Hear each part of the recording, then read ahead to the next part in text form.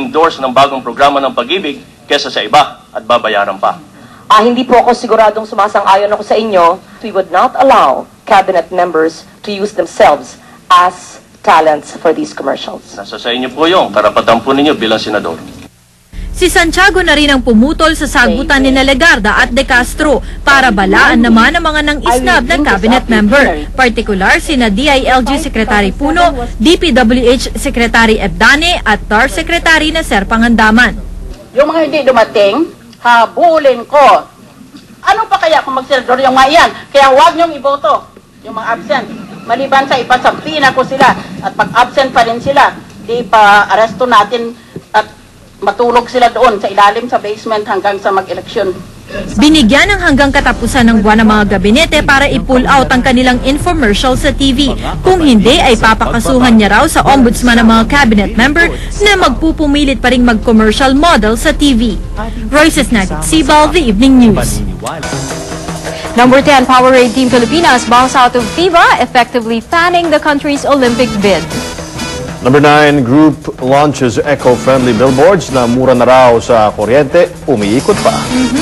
Number 8, a French resort bans Muslim swimwear burkini. Dito naman sa number 7, inilip na ng CBCP ang ban sa paghawak kamay at pangmungumunyon sa ibig sa misa. Ang gusto nilang iba ngayon, ang mga kantang double meaning daw. Number 6, Barack Obama's popularity ratings drop because of healthcare issues.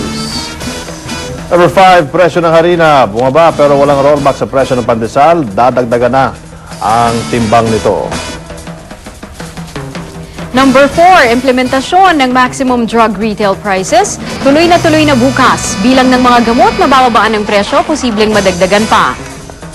Number 3, the 23 slain soldiers in yesterday's Basilan encounter were given military honors. And number 2, infomercials ng mga cabinet members pinapull out ni Senador Miriam Santiago. Mga hindi dumalo sa hearing kanina, pinapaaresto rin niya. Eto na.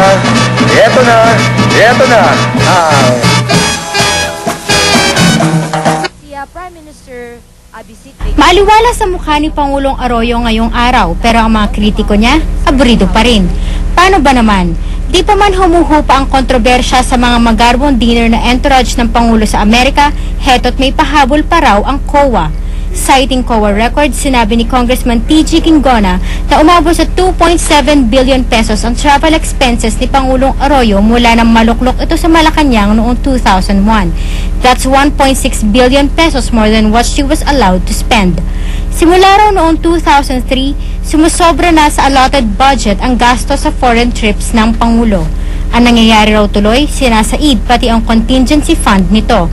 For example, last year daw, gumastos na higit 700 million pesos si Arroyo, halos triple sa nakalaang pondo.